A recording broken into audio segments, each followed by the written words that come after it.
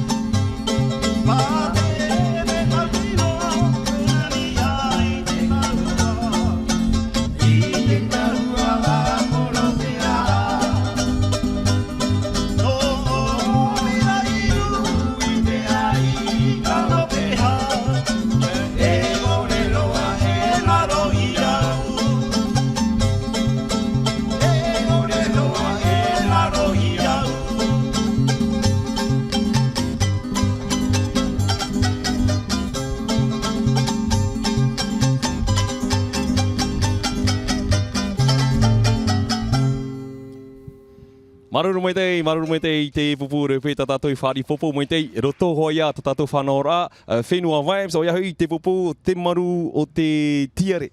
E nartu ti teime e whari popo mai te ia Papa William. Papa William nene har mai pisho iau. Tra mi po ina roto e tomor to te ie whanora whenua vibes. Taninu mai amato ma ahru ma hitu.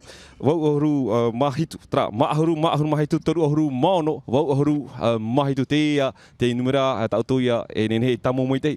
Papa William Yorana. Ai Yorana ta hoi te wharere ai te pui api. Tra hio mai te iau. Ta tu e holo mai na tau e mana mai te roa. Aria, ai Yorana to ai te emotai te ie na rato. Ta prime te ta mikro. To e whaharu mai nei ia matou. Ai ta maruru mai te ia papa titora mai tamato nei manini. E mitpo e o e te tata o te ratira no te pupu a. Ai wo to mato ratira. Nene o fai te mai o we mo fe I har mai pio iau. Hio no mo iau, fai te mai o e mo mero pio iau. Okay, na mua roa wharatua ia o te ie te kita tōna oa o Flores. O Flores. Ai Flores. Te ie te kita bus tōna oa o Jean Louis. O Jean Louis. Tai a papa ia te imona I te. Te papa nei te. E wharere hoi ana aru e roa. Te kita bus te o Jean Louis. O au hio nei o te matahuia. Tapuri mai tai miko. O William. O William nie ia te ukurere a? Oi do matu nei te kore na usolo himene poro matu. Na mena fei te o tu matura o tu shono te whatira te ipupu. Oi te ta hoiti to matu matura. Matu na rutu te oire. Mo hipa I mai har matu o da phone. Ora da whaare nei paituris. Me pute vere mo ani mai hare hauti anniversa hare mato Paurut mana. Ia paurut mana. Como ia uni ele voi hipa roto te tai te security. Homani security e ti e wo te fare to hei karfu puna uia. E no fera tra pupu fati e mai na o da o tra pupu.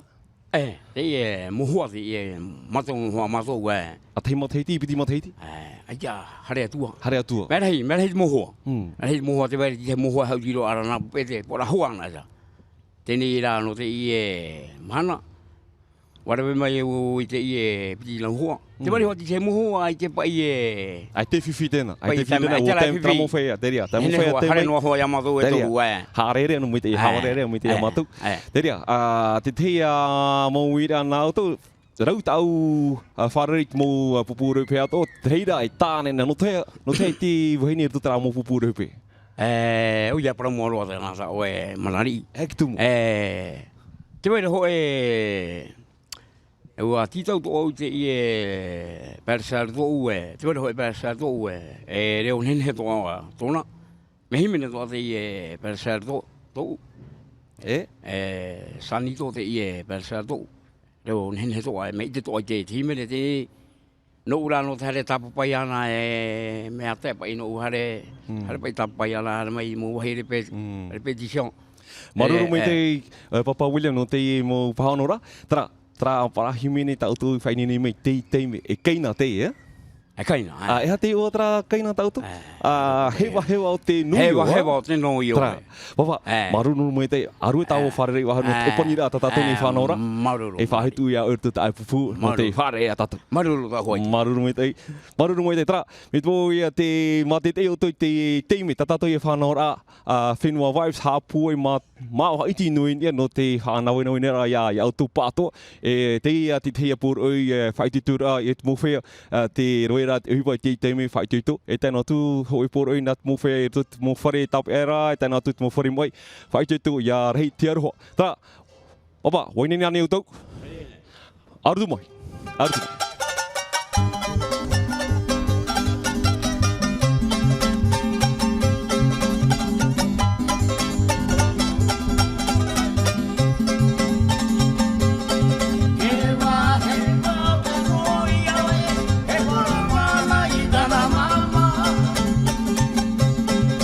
Mama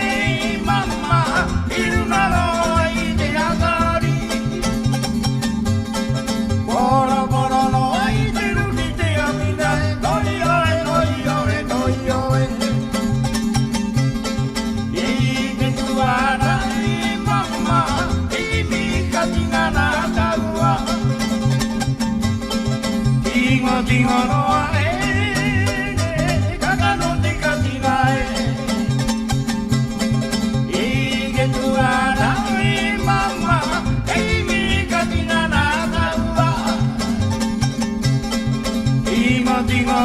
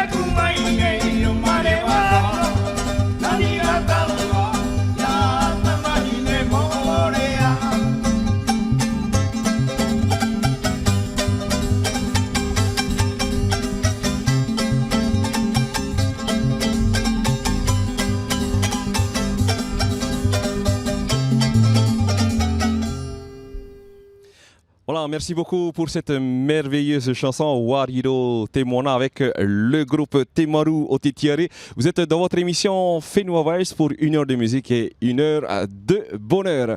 On va partir tout de suite avec la séquence web musicale sur notre émission Fenua Vibes.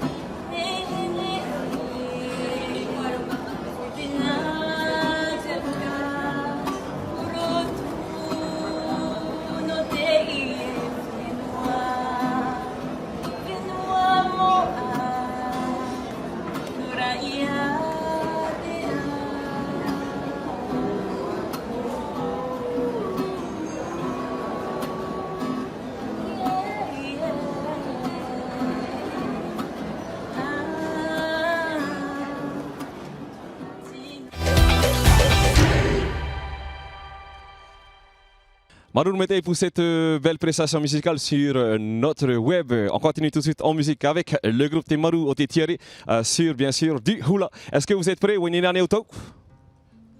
Papa? Edra do sol? Do. Ardumoi.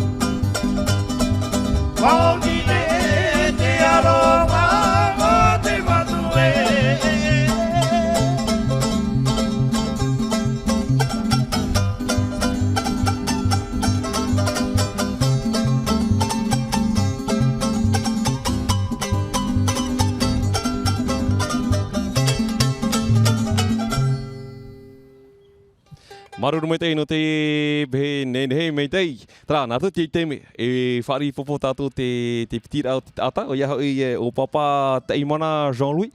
Nani ia mai te kita pasa. Taimana tapuri mai. Maruru mai tei te tātou whare reida. Wha mai tei te te niniu. Topa tuai. E hatiru. Papa, yorana. Mai tei. Maruru te tau whare reida. Maruru mai tei, maruru mai tei ate NTV. Papa, te itira o te hauti o te guitar bass, te re te tei a momohi ata o e hauti nora? E hauti tō guitar. Te guitar, te kamaka, poro tra momea. E hauti bom, nani hora te pupu e yani nai mai te pupu. Hauti me o e tara, ri o hata i e. Te minari o pa ia. E o wharo i tata o no te hamunira ukulele te ria ho? Te raho, traho. Nau i horo i au i tra ite? Mea tra he pa ukulele te amatara, me nani hau mai te upapa aru o. Te papa i whanau mai te upapa, haramene ni hea te upapa, haramene ni hea. Me nari o te amatara. Te para ukulele ta matou i te nora i te whamakete nā o ia? Trai tra wharera au, tra wharera au te whamakete. Iopa i whistera. E hapi te taa e tamanira ta au i para ukulele e te teia hamunira, ta te teia. E te taa e ta ukulele e ta te teia. Ai te taa e ata i te tu hoi a huru, hamanira. Me noni hora te whaarau ra i te iapau pa i ta o e ukulele ra i hoi o imi whaarau pa i e hoa. Me tamani ra hoi a huru. E whea ukulele ta o e hamani pauro te mahana? Hao, titi puai. Titi puai. E ne hare ni a hauru ora ra? E te pai hare rui rira. Hatapari ino mai raro, apa o titi puai pa i rau e nā oe. Tini e o e te tūra. Tara, me mauro tō i hamani te hepa, mana ona e o toru huru pāta mata heiti e. Toru huru mata. Tra tamani rā mai e. I ono tau e wahi hohora ukulele o tiuri te teia wahi tau e hohora. Te wetu ara te teimu hea. Te mere pai mau whia me whaauti anō mai pai au no te ukulele e. Menari o. Tiuri tau e te teimu whea hari tapri a ue no te hapira te ite. E te tamaiti pisho ia au. Hai te ta mono ia au. Nā oe no moe na au moe to ia tara ite. O tiho ia. Aia. Te teia poro i e hope ho tau i tae. Nene oe ma te io. Ho e poro i nā tu ia tau hi naro. A te pro i hopea, te hamaruru rei a te NTV te ani rā mai, te hara mai heuti. Mo whea no atu hina aro i te ukulele rei i wharamasi rā. I asiri rei, i asiri rau e hana. Te ria. Te ria no maaparo iti. Maruru me te Jean-Louis, maruru me te taua wharere rai, whanora tau matou nei mauira, whai tuia o ertoi te purepei tau tau, pro heia te maru o te tiare. Voilà, si vous aussi voulez participer dans notre émission Fenois Vibes, appelez-nous au 40 47 36 87, 40 47 36 87. Donc en passant, on remercie également le parc des services jardins de Paufouaï. Donc nous avons permis de réaliser chaque émission de Fenois Vibes ici ici même et aussi donc pour les magnifiques plantes que vous voyez sur notre plateau. Waineniani Yoto. Aretato Inyete Val Straho. Artumai.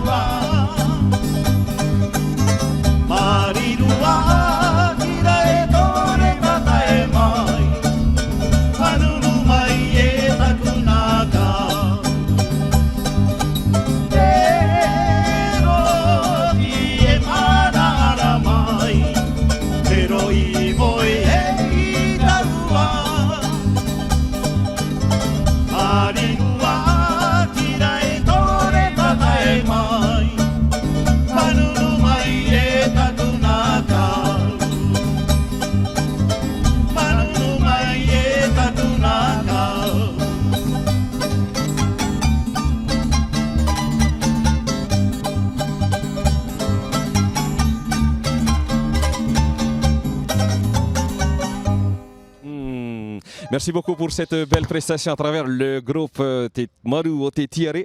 Donc voilà, je rappelle que donc, toutes les semaines, c'est votre émission Fenua Vibes, 1 heure de musique, 1 heure de bonheur. Un seul numéro à retenir, le 40 47 36 87, 40 47 36 87. On remercie également donc, les responsables des services Jardin Parc Paoufouaï pour la réalisation de nos émissions, également pour la décoration avec ces magnifiques plantes. Voilà, pour tous ceux et celles qui fêtent leur anniversaire aujourd'hui, très très bon anniversaire à vous de la part de toute l'équipe de TNTV. Et voilà, donc, et que l'amour de l'univers vous accompagne. On repart tout de suite en musique avec le groupe du moment, donc Te Maru Te Tiare. Est-ce que vous êtes prêts? Oui. Vous êtes vraiment prêts sur le Kaina? On part directement sur du Kaina, là qu'on va vraiment swinger là. Hein? Ardoumaï, c'est parti.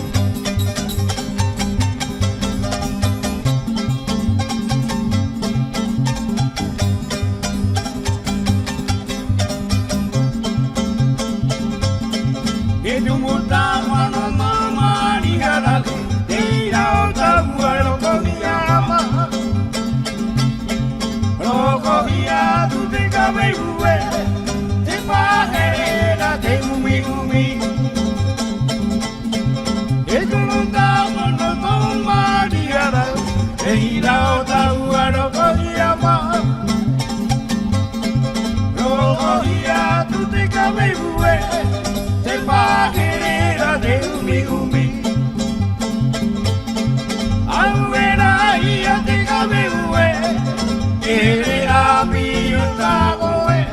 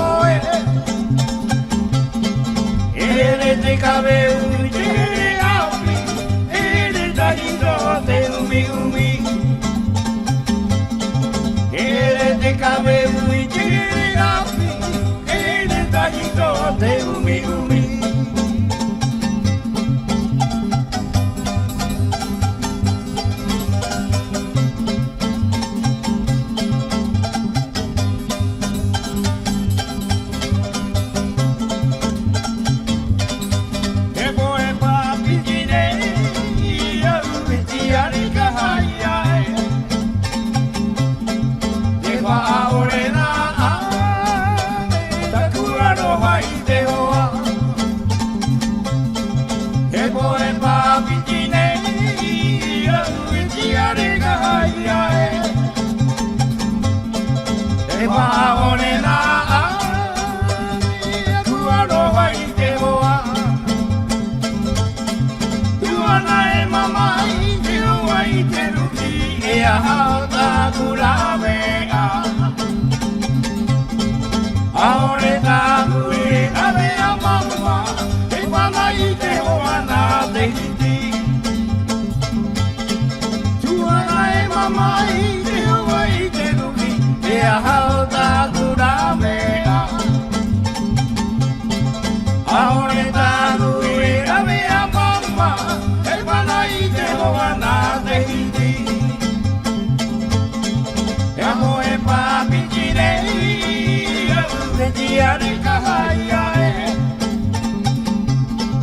te wa ore na i te kuaroha i te hoa tuana e mama i te hoa i te ruki e a hata kurawe a aore ta kue rawe a mama e pana i te hoa na te hiti aore ta kue rawe a mama e pana i te hoa na te hiti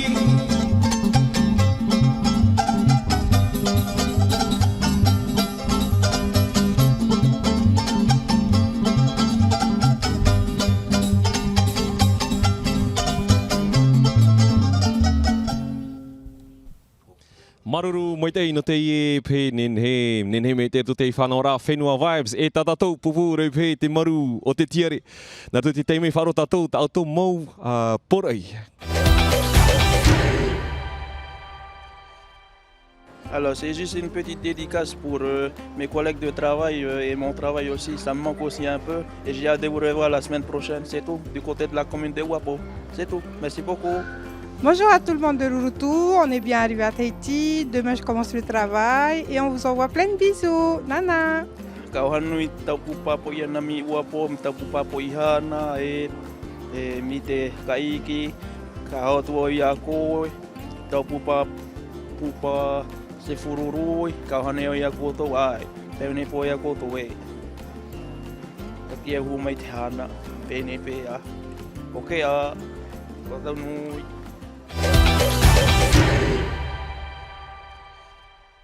Merci beaucoup pour vos messages qui vont droit au cœur. Également donc des messages d'amour à emporter chez vous, dans vos foyers, à l'hôpital, également ceux qui sont dans les prisons. Donc là, un grand faiteto à vous donc de la part de toute l'équipe de TNTV.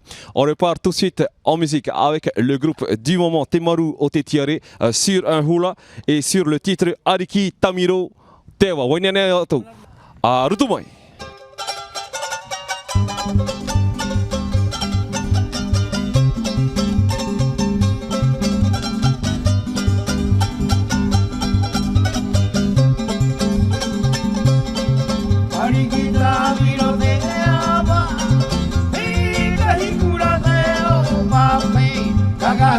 Ariki wahine, wahua ariki. Ariki tamino te ama, hei kahikura te o pape. Kakahu te ariki wahine, wahua ariki. Ina kane ute ie, ariki wahine.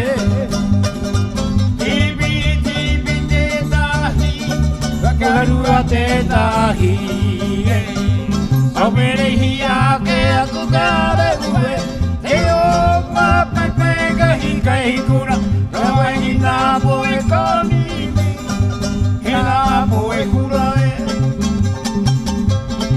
E nā kare ute i e Ariki wahine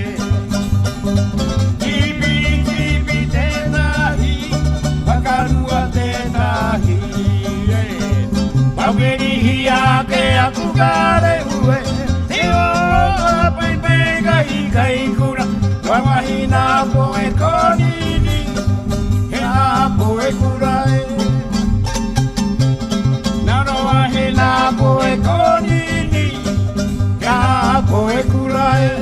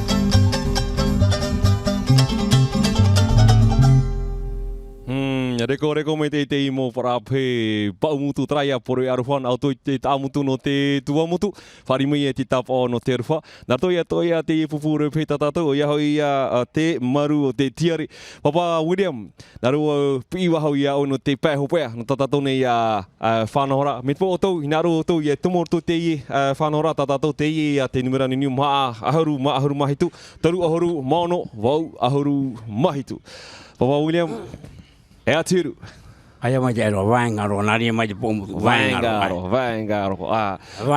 Maruru me te no te i mo pei tautou ia himene hora e ora na tatou patoa. Ari maruru. Papa, whai te ahu ai hi o tu e hauti ai? Nari e te i hoiti e mana on hene hero te i tau e ni mai ni au. E hoti mātou nara te mua aroana papete. Me te matahuia Te matahuia i e hoa wharerei ai. le hoa e whare te mohoaji. He ani hea mai na e a ue te wera hoa anniversary. E hare roto. E nini hoa e oi te i e pitina hoa, matu hoa i hare. Te whare ani me. Ta prime tu tau, ta prime tu tau micro. Papa, hei e te numera nini ta nene mātou nini o tau. Tau i e numera nini hora tu iao e te i e 87 70 61 07. Traia, 87 70 61 07. O horu mahitu hitu ahuru, wono ahuru maho e aore e hitu traia numera nini. Ada numero.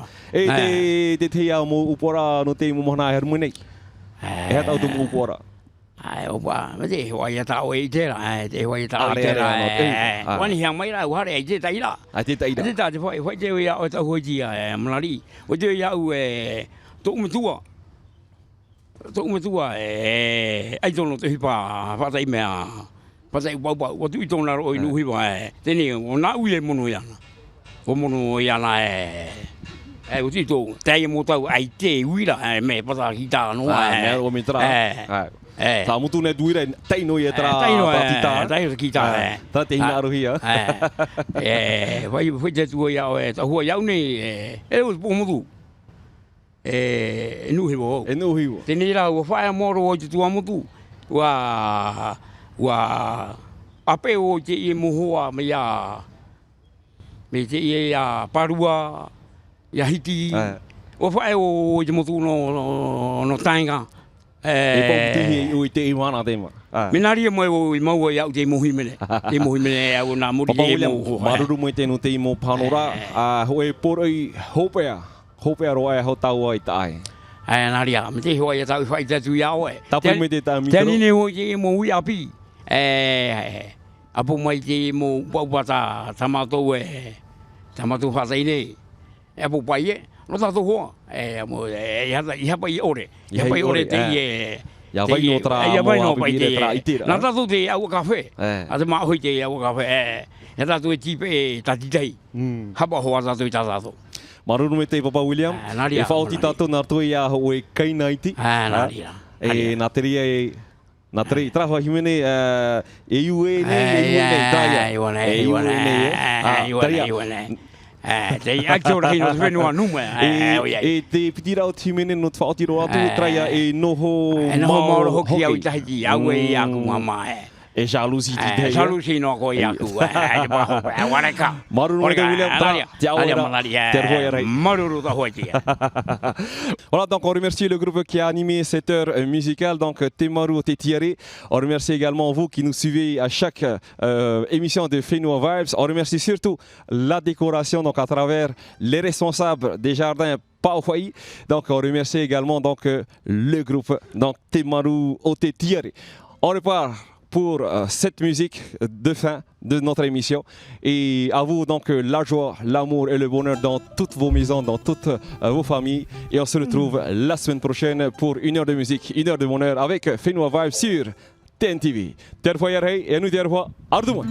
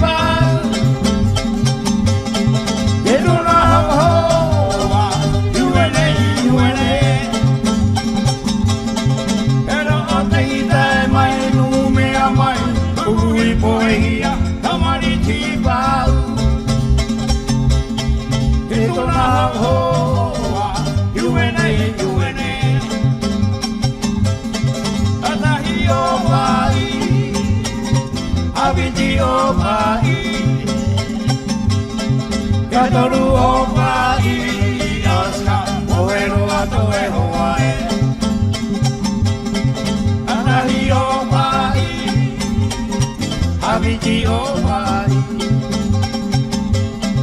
Ke toru o vai Oska o ero ato e hoae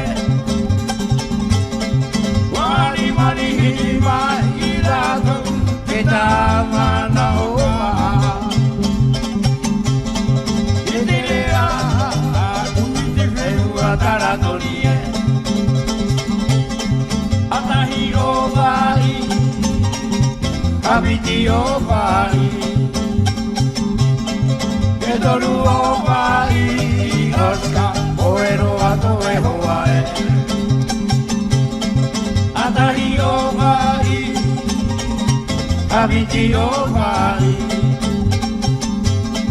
Ke toru o vai Oska o ero ato e hoae